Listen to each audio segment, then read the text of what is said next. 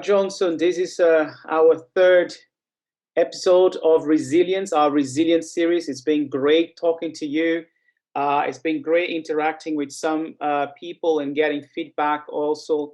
If you are watching this for the first time, we recommend you also to watch the two other videos that we have produced. It would be great to hear your story, to hear your comments, to have your comments and share and like, and also subscribe to the channel. And today it's a topic that is very close to my heart. Is exercise, fitness, and resilience. So let's talk about that. Let's also talk a little bit about your journey, or let's talk about our journey into fitness. I remember that years ago, I think I was probably much fitter than I am today, and I was like challenging you to, hey, come on, let's do it, let's run, let's this, and now I think you are kind of a much fitter than I have ever been. I don't know.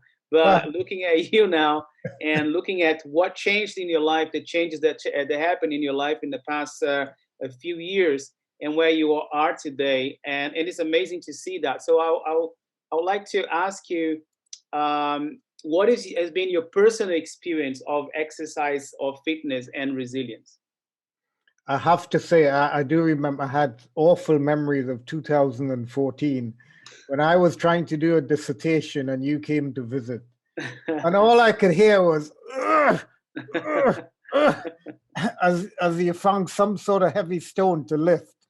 And then you got off on that bicycle and I could see you pedaling away. And I thought, you cheeky sod, I'm trying to work hard and he's making me feel bad. Well, and those were the days I thought, yeah, but I have to get over that. So you were actually a huge encouragement on that. Thank you. So for me,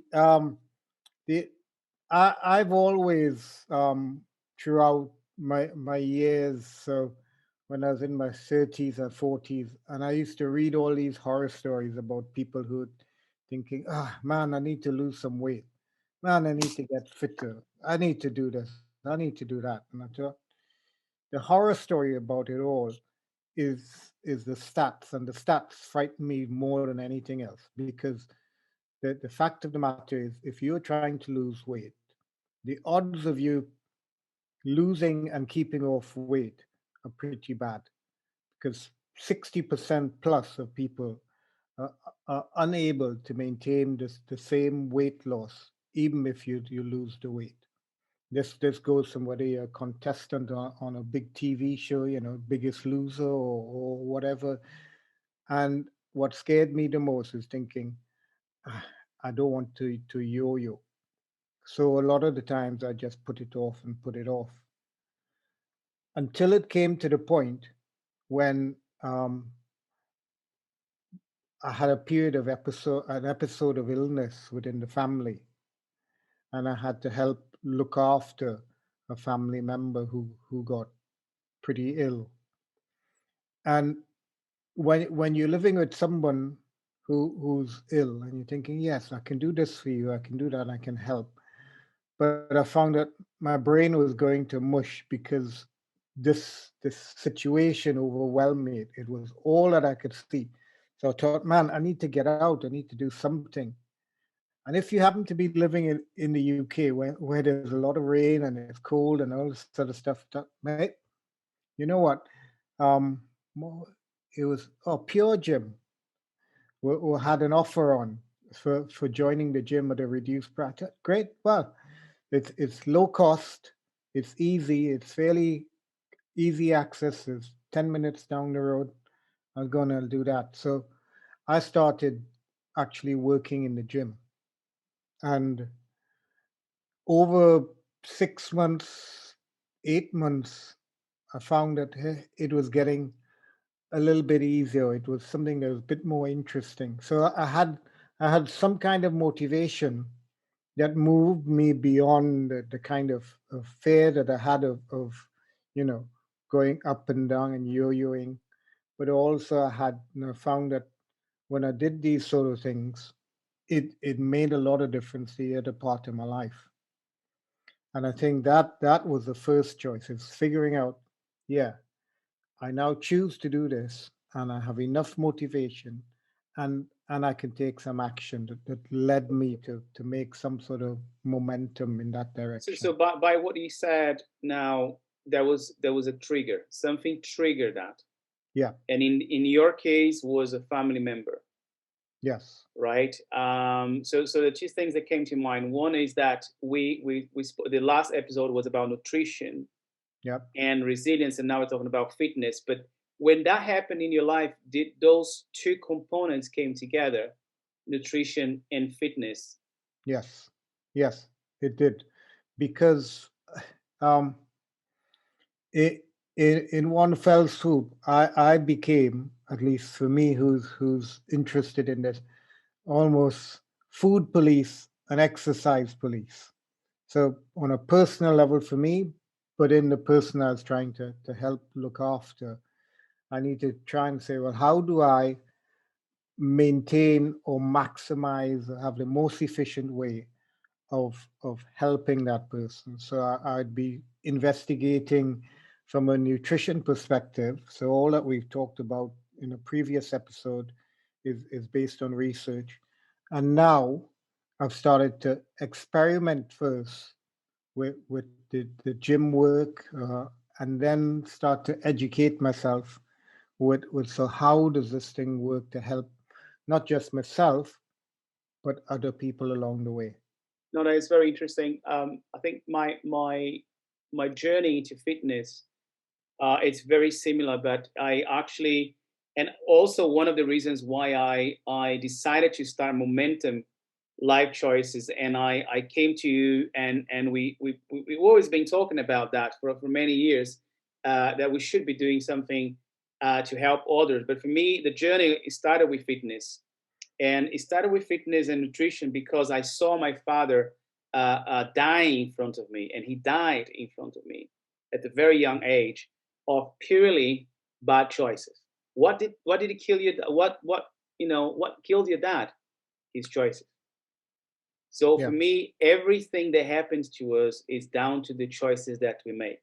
And in the case of my dad, it was the choices that he made with food and nutrition and fitness. So I Yeah. decided I don't want that. That's not what I want for my life. I'm gonna go and move away from that and start exercise. So that's what took me to fitness levels, and even after that, it was a whole process that we can talk in another episode. But I think and I think I never went back to the levels that I was at that time, and we might go even a little bit up and down, but it's much more steadier than it has ever been since I made a decision back in 2010 that I would not live that life. So, but the trigger is very important. That's what I come back to it. The trigger, what the motivation, why did you actually start that journey? And there's always that trigger that makes you change. Yes, I think that's so important to have. If, as somebody once said to me, if your why is big enough, what and how becomes minute in comparison. Mhm. So if the why of I need to get to the top of that mountain is huge, then how I will get there by hook or crook because it is too important. And so the why of, yeah, this personal change, this either fear in my part or seeing something happen in your family is way too big a situation that it almost, I wouldn't like to say it forces you, but it impels you to make that first step and to keep going, because Mhm. that drives you more than anything else. Mhm. Yeah, that's what I heard once. I was watching a documentary of with King of Rock and Roll, Elvis, and he was saying that what killed Elvis ate himself to death. So and then this that it happens a lot. If you're not happy with something in your life, and then the nutrition and then lack of exercise, and those components like shape all your choices. Yep. And Yep. isn't even recently watching talk on what happens if you stop eating sugar for 2 weeks. Hmm. So it changed your whole life. Yep. And then one of the components, that one of the elements with my family is the sugar addiction. Yeah. that takes my dad to become a diabetic, and then that triggers a whole lot of side effects, and then he goes down the hill. And you are a doctor, you know what happened to diabetic people, and that runs in my family thing. I said, I need to do something about that. Yeah. Losing weight and changing our lifestyle. So let's go back to, and that also talks about resilience. So let's bring back to resilience. What is the science? Tell us about the science behind exercise and resilience. Okay, so I'm going to start with food again because that's my favorite topic. Okay, that's good. That makes the two of us. So we'll move from food in in into hormones. So one of the key bits about what you eat is the amino acids that are essential for you, and one of them is tryptophan. And tryptophan is a small but essential amino acid. And what it's responsible for is making things like melatonin, which is the sleep hormone. It's responsible for the production of vitamin B3. But what I want to look at and focus on today is the idea that the tryptophan is the key building block of serotonin. And as we mentioned in a previous episode, serotonin is is like a drug that makes you happier, it makes you calmer, it helps you to be more focused, and it reduces your anxiety levels so that you're more emotionally stable.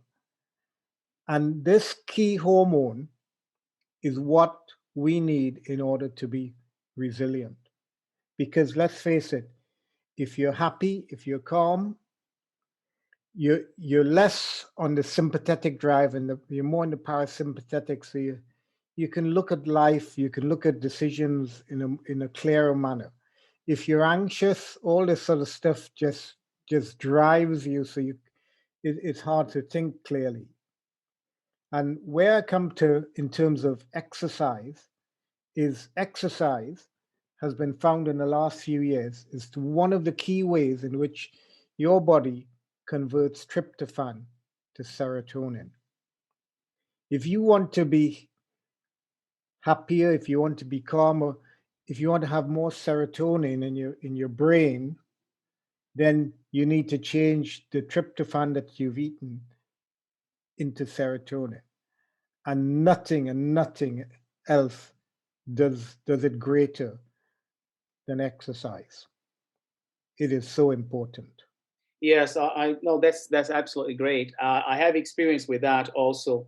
I just want to draw attention to something because we talked about triggers just a moment Yep. ago. Yep. But I like Jim Rome says that motivation can get you started, but discipline gets you all the way. So the Correct. trigger is important to begin with, and Yep. motivation. But after that, you need to develop a habit, the discipline of doing it. Correct? Because Without there will without be like bad weather. There will be like a day where you don't feel like you want to watch TV, or you come back late from work. So discipline is very key. After you go past motivation, to develop the habit of pushing yourself to do. yep. Correct? Oh, without a doubt. So that's why for me it's like there are days well, there are some days you don't even feel like getting out of bed, to be honest. But and you're allowed these little blips because come on, we're human. And what I found helpful is doing this stuff, looking at. I might be a little bit nerdy on all of this stuff, but I call it research instead of nerdiness. It sounds better. So this the stuff. Johnson, it's okay to be a nerd. Okay, we are in a family here. It's fine. Uh, I've looked at the work of James Clear on atomic habits. I've looked at BJ Fogg's stuff on tiny Tiny tiny habit. Yeah. tiny habits. Yes. Mhm. So James Clear and BJ Fogg, their work is fantastic. Mhm. And what I found is one of them says is in order to build a habit, you got to make things easier. So the importance of all of this is habit building, Mhm. especially with exercise. And I'll give you this as a little tip just along the way for the days that you don't feel like doing anything. Is what I've done is I put a set of dumbbells at the bottom of my bed, and every time I get up, I'll put my feet in the ground. I walk past those dumbbells, and I think, right, I'm gonna just do five, one, two, three, four, sort of dumbbell rows on one side and then on the other side. So it's like you make it so I'm sorry, if you want to get to the bathroom, you need to walk past those dumbbells. If you're going to walk past those dumbbells, you might as well do something with them. So that starts to build that exercise habit from the minute you get up in the morning. Mhm. And I think that's so important because let's face it, at the end of the day, like you say, you're tired.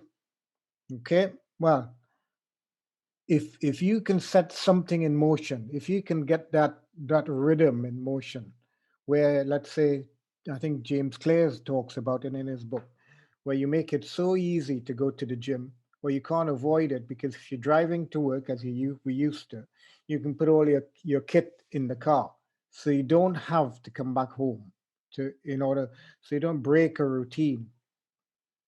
Or if you're not driving, you put all your kit by the front door so that you pick it up as you go out the door.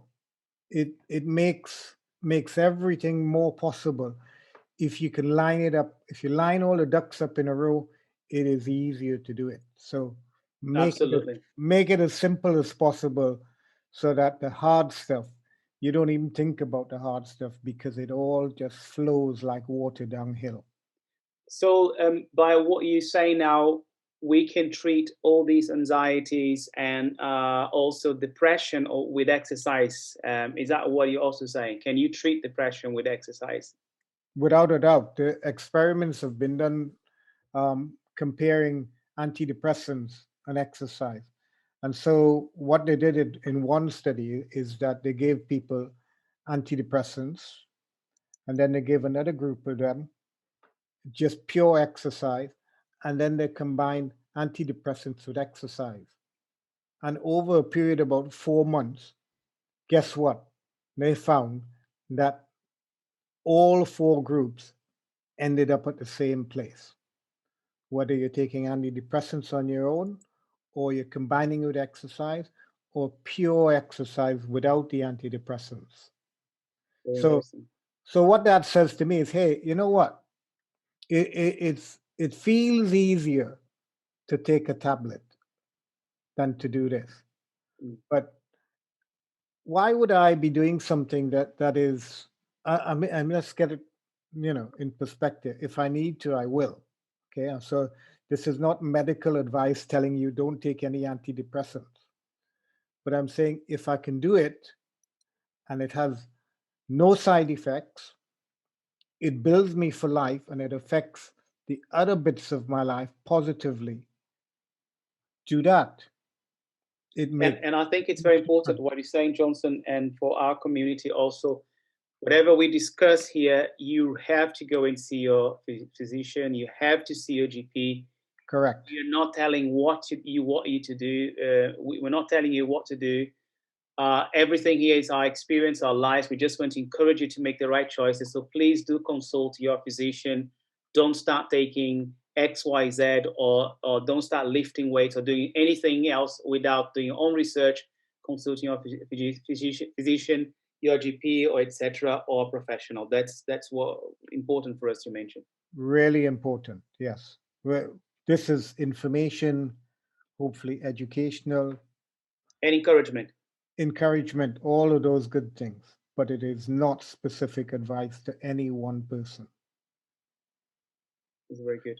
So, So depression, and then we move that beyond that, and we start doing exercise. And how much is too much, or how often do you need to do um, to start seeing any benefits, generally speaking? okay. So, exercise in most people's terms go down two tracks. You go down an aerobic track, or you go down a strength training direction. And what the researchers found is that in order to get a, a greater benefit, you need to be able to do aerobic exercise. So aerobic means basically you got your heart get your heart rate going. It's about pumping up your heart to a level. Usually it's about half an hour to 40 minutes, and it has to get to a point where you're 75 or 80% of your heart rate reserve. So, in order to, for if you follow those things for maybe 3 or 4 times a week, okay, you will see an effect. You will see benefit. So just to point out, I mean, you know as well as I do about heart rate, and the reserve that you have in your body, and it's dependent on a lot of things, but it's dependent on your fitness level, and it's dependent on your age. So it's everybody will be different. And there are loads of tables that guys you could check out and see what is my heart rate and how do I calculate my maximum heart rate. So in answer to your question, how much and how often, it's about 3 to 4 times a week, but it's more leaning towards the aerobic than the strength. Strength training, yeah, because I know for me personally, I'm not aiming to build up a lot of bulk and look muscular and all the rest of that. That's not where I'm looking at, and most people aren't. If you're looking to bodybuild and all that sort of stuff, well, I'm sorry, you're talking to the wrong person. So we're purely talking about fitness, exercise as a means to an end. And And it's a component, as you said, it's a component, right? Because yeah, I mean, momentum life choice is not about getting you into the finals of CrossFit or anything. It's about life choices. We're looking at a whole, and we're looking at a whole individual and their journey in their life. So, of course, none of us have that desire or passion to become a bodybuilder, but we want to be healthy and we want to live happy or happier lives. Correct? exactly. So for me, it's when you're on one side of 50, you realize, hold on, the clock is ticking, and it usually ticks a little bit faster over 50. Mm-hmm. So for my thing is that if I do believe that there's more things I want to do in life, there are more things that I'm called to do in this world, and I want to be able to do it. So it's not about starting well, it's about finishing the race well. And so the whole thing about life choices Mm-hmm. is about the second half of the journey in my situation, where I'm Mm-hmm. saying, yeah. And so this is why the exercise is important. Yeah, Not and I not think across any age, what can happen also is too much of a good thing, or it becomes too much, taking all over your life, and then you go to the other side of it, which is start generating injuries, correct. and you are in another extreme where that's the only thing you do, and I think that defeats the purpose of resilience, which is a well balanced life, and as we like here, body, soul, and spirit. It's the whole concept of your life balanced with Yep. yourself and nature, with people around you. If you go down the road of becoming too much, it spoils, and then you end up having other problems also, because it can become too much, right? Correct. So I was encouraged when I listened to Rich Roll, who um, a few years back was voted in Men's Fitness as one of the top 25 fittest men in the world. And Rich Roll, if you don't know his story, he started off as a highly successful lawyer. Then he got into problems with alcohol. He got into problems with drugs. He got into problems with weight gain. And then, having overcome all of these obstacles, he started to become fit. And the thing is, he was asked once about the question. He said, "Do you think that exercise is now your latest addiction because you've grown addicted to a particular thing. And he said, quite honestly, yes, I do have to ask myself that question from time to time and to check myself because, like you say, the whole point of it is not to be a totally exercise type person. That is not the goal. The goal is far bigger than simply being the world's fittest X or the world's, greatest Iron Man or whatever title you wanted to do. It's about the bigger picture. No, absolutely. I think I agree entirely. I loved his book. I've got his book here and his podcast also that we learn a lot from guys like Rick Roll and Dave Goggins and other guys. Yep. So talk about weight loss and the increase of strength and how improving your body image also can contribute to feel good about yourself. Something that you sometimes you talk about.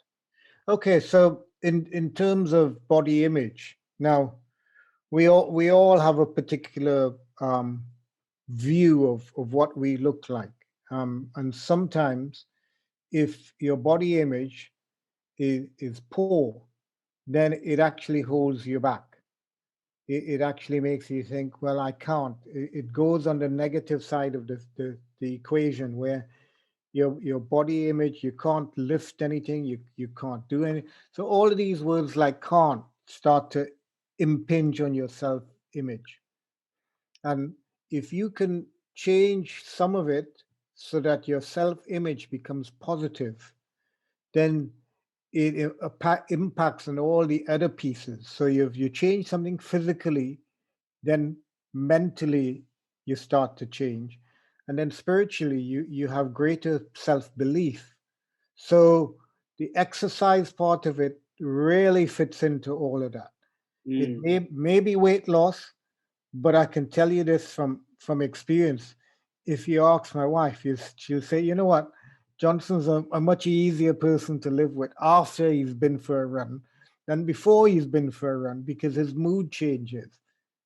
No, absolutely. Even if you go out and walk, today we went out for a walk in it was a nice, by the river or by the canal, Yep. and it was sunny, and we stopped and we carried on, and then we walk a little bit more, and we went for quite a long walk, and you come back home, you feel already different. That is not a heavy aerobic Yeah. exercise, but you're already pumping oxygen in your brain, and you feel good about yourself. Exactly. And we're going to do I know we're going to do an episode around nature and Hmm. how nature and walking in nature or running in nature has huge impact on your resilience. But Hmm. that is really important. That it is not all about no pain, no gain, because that might be one key bit, like you say with Jim Rohn. You need a certain amount of discipline in order to Hmm. achieve something. But I'm also saying you got to have some joy in your life as well. I think it was Henry Ford who says that whether you think you can or you think you can't, you're right. Exactly. Yeah. So You are the defining factor. exactly, So absolutely.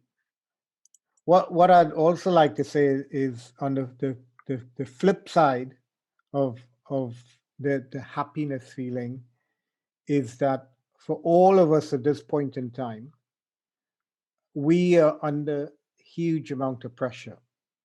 Absolutely. And there's in the world today there's chronic pressure. And the key part of your body's makeup, the hormonal part of it that's really important is cortisol. And cortisol is the opposite effect to serotonin, where you would start to feel tired, it's listless, it gives you brain fog, it lowers your memory, it stops you learning new stuff. And so again, the exercise piece of it, this is a really interesting. When I read this, I thought this is amazing. That exercise actually lowers your baseline level of cortisol. Mhm.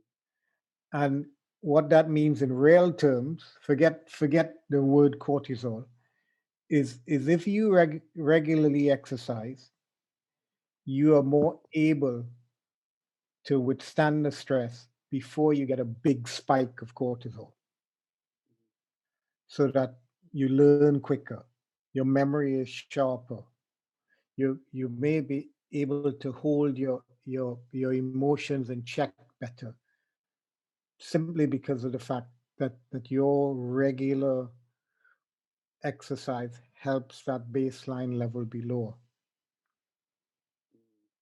Really? And yes, I agree entirely. I mean, that is also connected to a good night of sleep, correct? Yep, yep, And the combination of good nutrition, when to eat. We spoke about that last week. If you haven't seen it, just go back and watch last week's talk about nutrition and resilience, and that combined with fitness, and that we're going to talk more in another episode all about sleeping and our body clocks, and how important it is that the rest for, yep. for fitness. Resting it's very important. Yes, definitely. We will come on to sleep another day. So again, like I say to you, the thing about it is that here's an interesting point I wanted to make to you. You know what? I believe I can give you a panic attack. Mm. And you go, really? How do you do that? Well, again, they found this chemical that your heart produces. It's called ANP. Now, it's short for atrial natriuretic protein. So, but forget that for now. The whole thing. It's called ANP. And when your heart rate goes up quick, so it's your heart rate speeded up.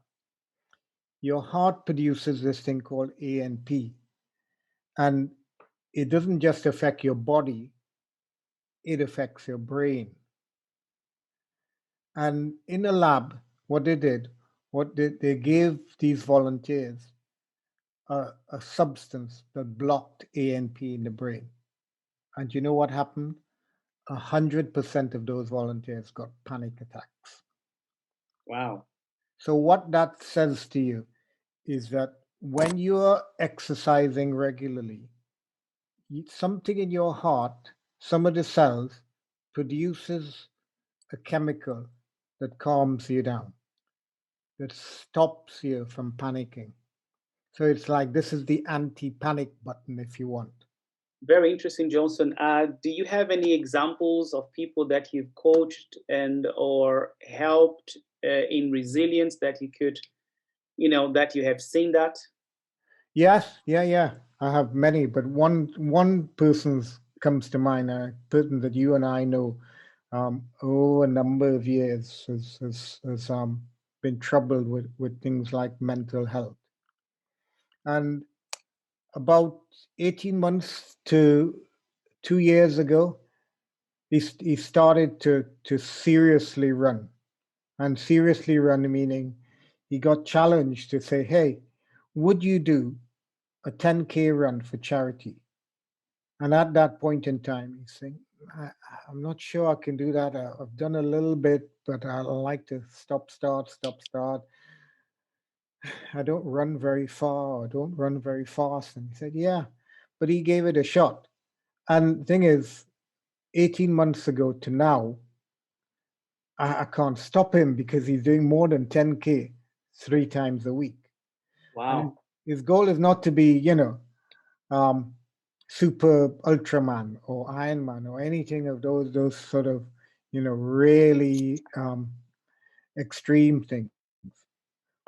But I Mm. asked him the other day and I said, hey, how are you doing mentally? And he said, well, I used to suffer with bouts of depression.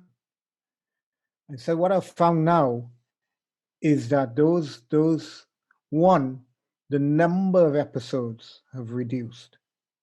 So if, for instance, you're getting 6, 8 times a month, you'd be really low. He said, well, now they're about 2 or 3 times per month. And he says the other thing is that I found that I bounce back a lot quicker. Mm. And this Whereas is what we want for resilience, isn't it? That exact ability to bounce back. the ability to bounce back is key.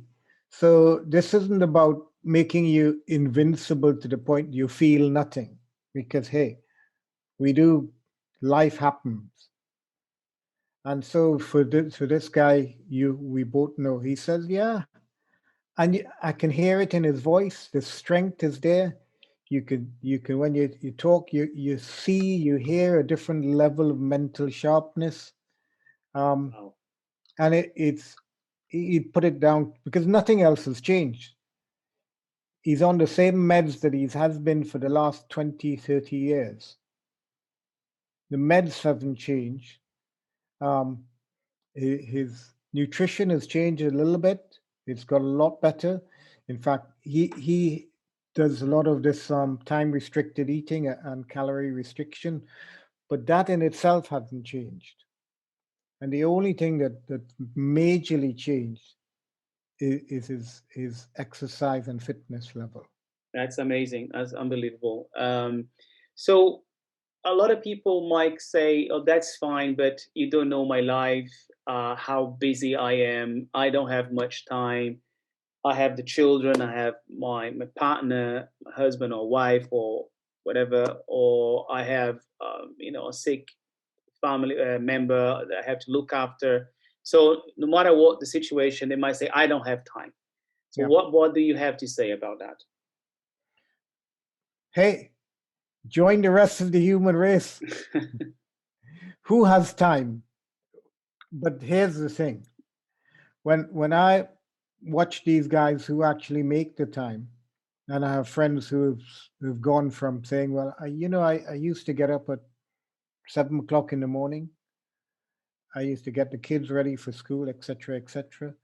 But now I've made it a habit. I've made it a pattern in my life that I'd be up at 5 o'clock, 6:30, whatever it is, and I've got my priorities. I would do a walk. I do some mental visualizations. I would speak gratitude over my life and all these things. So it is possible to make the time to fit the thing into to have a regular pattern of putting it in. And so that's the first thing, is that we all have some flexibility, but I can't tell you where it is. So you need to actually search it out for yourself. It might be at midday. A lot of people who started doing something in the middle of the day, instead of leaning over their computer for 12 till 1, they say, okay, well, I'll take half an hour out of that and I'll go for half an hour's walk. Failing all of that, if you can't do any of that, there's HITS, high intensity interval training, which again has only just come into the public domain in the last 15 years or so. It's become quite popular.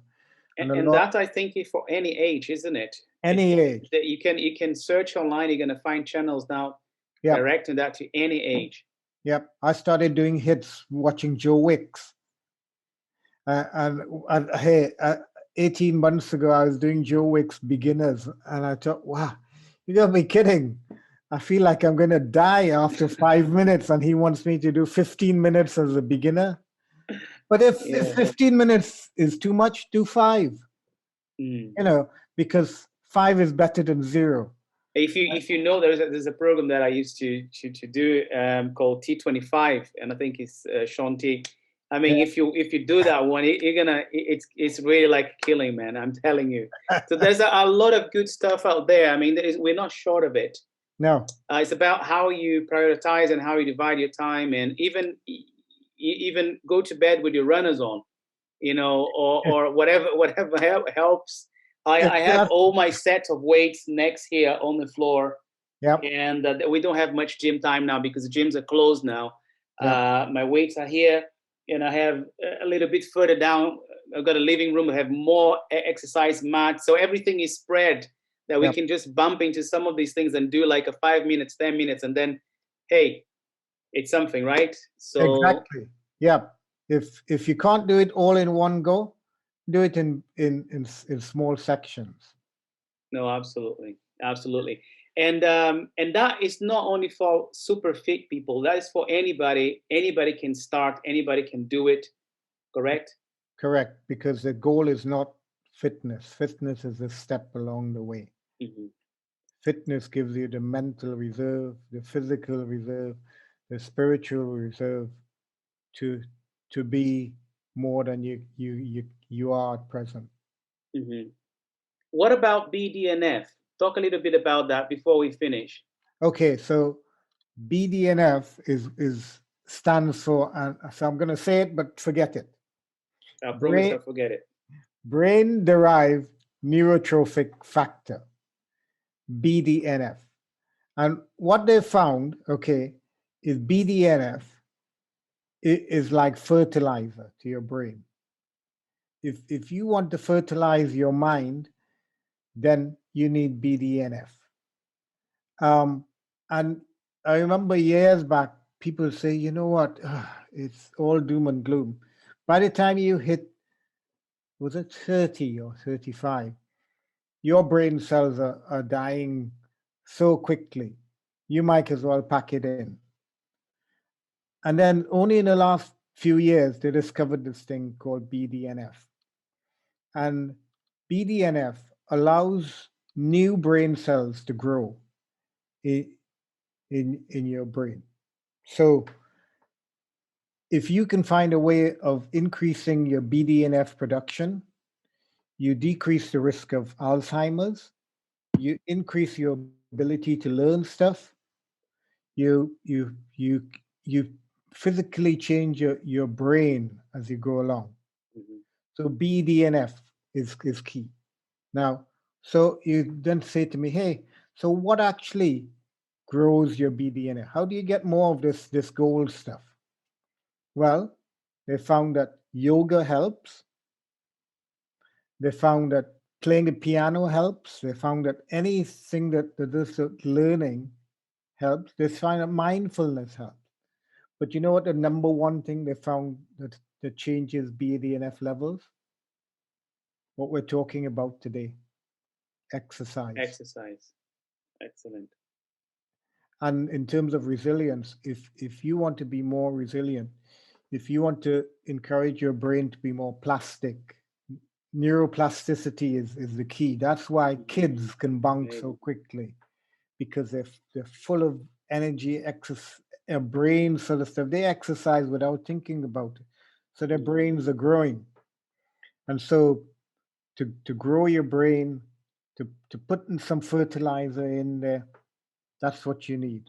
So in summary, be like a kid. Be like a kid. Go back, go back, and That's right. be playful, be happy, be like a kid, be moving all the time. I was watching a few videos this week about the guy and a 65-year-old, and now I watch an 85-year-old, and it's like the secret is keep moving, keep Yep. smiling, keep doing. I was watching their workout is amazing, and these Yep. 85-year-old guys say my grandchildren cannot keep up with me. Yep. I said, what? It was amazing to see that. But absolutely, like keep moving, keep doing, keep always, Yep. pushing for something different and learning something new. And fitness plays very much at the heart of what we're doing. Yep. Thank you very much, Johnson. I'm having such a great time talking about resilience and the different aspects of our lives. I think today we focus on fitness. If you haven't seen it, at the last two episodes, we talk about nutrition and we talk about mental health in the beginning. Also, specific with the focus on where we are today and what we're living through all over the world. So it doesn't matter where you are. It's great to have you here. Great to have you watching. Share, like, comment, subscribe to the channel. And this community is about us learning how to make better life choices and improve our lives and growing, and be happier in our journey and sharing that with each other. So thank you very much, Johnson. Okay, you're welcome. Just to add to that, I put my piece in it that while we chat, we are not experts. We as the We're in the two of us, journey. we're on the journey. And so I know that there are many people who have different parts to that journey, who can add their own experiences, and we learn from each other. So the more we interact with each other, the more the learning magnifies and is distributed. So, guys, Absolutely. be welcome to put anything you think that is helpful to others along the way. Yeah, let's help each other, and let's help each other to live better lives. Thank you so much, Johnson. Peace. We speak soon. Take care. Okay.